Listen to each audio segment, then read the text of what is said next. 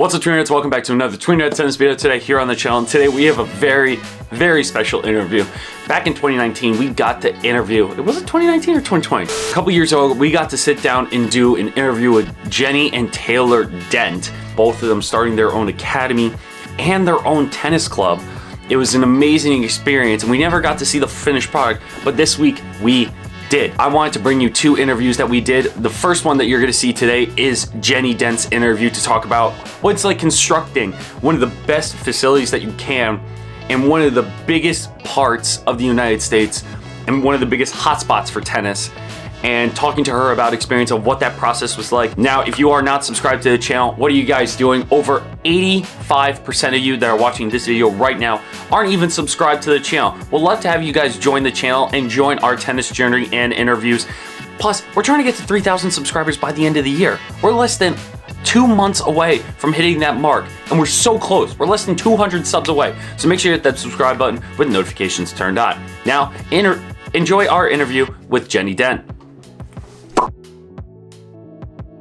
Jenny, thank you for doing this. I really appreciate it. Oh, you're welcome. I'm happy to be here. Well, the first thing I have to say that this facility is beautiful. Thank you. And for you guys to go from, well, the last time we spoke is 2020. It was right before you started laying the foundation. So the cover was over it. You started building the outdoor courts.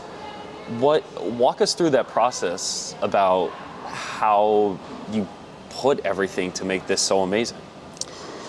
That is a long answer, long process. That was a long process. You know, we started this process in 2015, I think, is when we found the land where we were able to get a contract on it. And even in that, you know, that had probably been a year or so going into that. So we moved here, we closed up the academy in 2016, in September of 2016. Okay. Moved out here, 5 students came with us, which was a blessing. And we started operating the academy at a local sort of run-down facility that we rejuvenated a little bit to be able to make some money while we constructed this. We thought we were going to be there for 6 months, and we ended up being there for 2 years. Wow.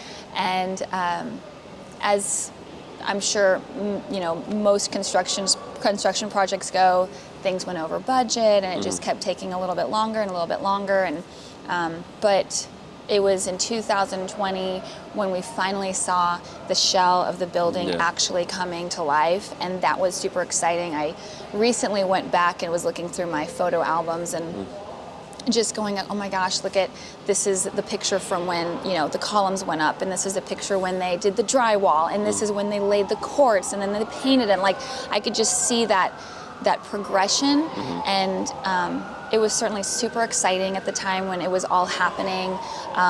You know, we just sort of, for us, we trusted that God had a plan and that it was going to be in His timing that this would open.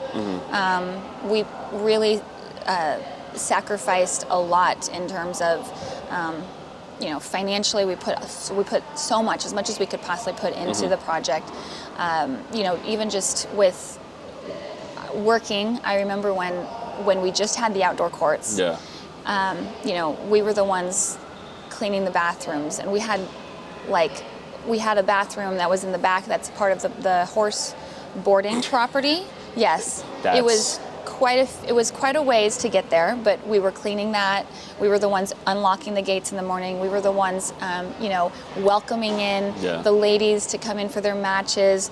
You know, ushering them to the courts. We would be drying the courts if it rained. I mean, we were everyone at that time, wearing all those hats. But it's been it's been beautiful to watch as we've been able to open the business and start to hire other people and build a team that loves to be here, that we trust, and that we're now able to start to delegate roles, and we don't have to do everything. That's been wonderful to watch. And like I said, it was, for us, it was all God's timing. It's going to happen when it's supposed to happen. And what was your first, like, what was the first emotion you felt when you first stepped in here, finished product? Well, I'd say finished product in quotes, because of course you're adding and subtracting a lot of. For sure. I think we were super like proud of you know, how we stuck through it and got through it. Obviously, like, I think when we first saw the trusses go up, and that would be, you know, your nothing was here except the frame. You know, I think I cried in the car because it had taken so long to get to that point. We had so many times been told, oh, we're gonna do that in a couple months, and it'd be another couple months, oh, it's gonna come. And then finally, I remember Taylor, he knew they had gone up, and we were driving around, and I was like, why are we driving over here? We don't need to be here on this day. This was like a Sunday. We were like, why? And then he pulled by, and I was like, oh my gosh, they're up. And I'm crying because it just had taken so long. You were crying too? I think that when we opened, we were, maybe a bit of relief as well. Just be like, oh my gosh, we finally made it. Like, it's finally here. We can finally let people in, and they can use the courts. But it's a quick, it's a quick relief, and then into like, now we're problem solving again, because it's like learning the software system and scheduling issues, and like the front desk and staffing, and you know, there are all these other things that kind of quickly take your focus away.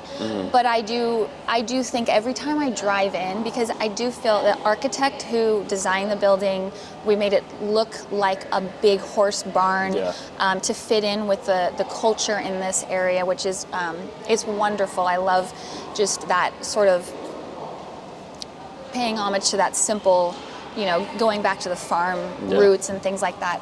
You know, when I drive in, we come in, it's I always feel like I'm taken aback by the beauty of this big, white, beautiful barn that has windows in it, and you know, it's got, you know, these cupolas on the top, and all the dormers and things like that. I love the way it looks. I think people appreciate what we tried to accomplish and fitting in with, you know, color. And for you, you mentioned it a little bit, when you have to focus on the little details that make it, like the POS system, getting the staff to run your kitchen here. How much do you think, and percentage-wise, do you split between tennis and the back end? Like what you do on court versus what you do off of it? I think so. You know, we had, gosh, back in 2008, maybe even earlier than that, 2017, we came across a gentleman through a network that Taylor was going through, and he had interest in helping us, and we said, you know, we honestly do need someone to help us manage this, because one of the things that we know is our value is on court. And so trying to manage the on-court time with the off-court time, and then obviously having a family of 4, and even then when we had the kids coming out from California that followed us, many of them lived with us. You know, there was a lot of other stuff going on and to manage in our lives as well. So Ken came on, and he has been a godsend in that he has done a lot of that back end work for us. We are, you know, we make decisions as a unit. We you know, are constantly thinking about all those staffing, the hiring, the management of the cafe, just all of the other stuff that's going on, and he's able to follow through with those things while we're on court, because, you know, we spend sometimes 10 hours on the court a day.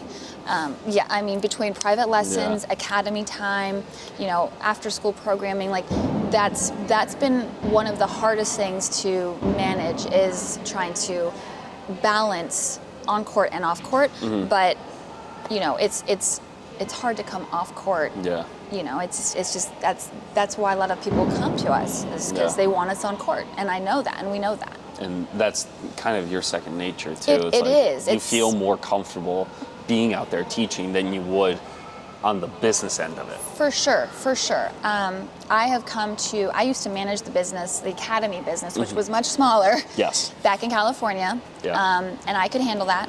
When we moved out here and things started to grow, and we're upwards of 25, more than 25 employees now. Yeah. I was quickly like, wow, this is becoming more than I can handle. I do need help.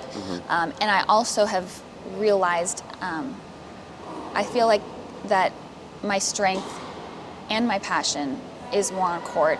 I love working with anyone that loves tennis and wants to get better. I eat it up. It makes waking up in the morning everything. I love coming to work, and so I think that knowing that I appreciate being on court and I appreciate the gifts that God has given me, and that I can help the kids and the adults get better at tennis, but also just even appreciate life more through the game of tennis. I think, that's where I feel like I'm most valuable and make the biggest impact. Yeah, of course. And I think that's what the whole goal of this academy, with what you guys have accomplished so far, and there's so much more that you guys are trying to do here. And what's something that if you could implement one thing immediately with no back end work, no anything, what would you implement into this program immediately? I think Taylor would be able to speak to this as well, but for us, I think we really are wanting to do some sort of outreach. Okay. Be able to impact specifically students or kids that don't have the chance to be a part of something like this financially. We know that it costs a lot of money. We have 4 kids of our own, and they all know that tennis is a part of their life. Yeah. They all have to learn it at some point, even if they don't love it. Thankfully, we have 3 that they like it. My youngest doesn't yet know if she loves it or not. That's fair. But it's like, you know what, that's fine. You don't have to love it, but you do have to learn it. And it's kind of like going to school. Yeah. This is part of our life. I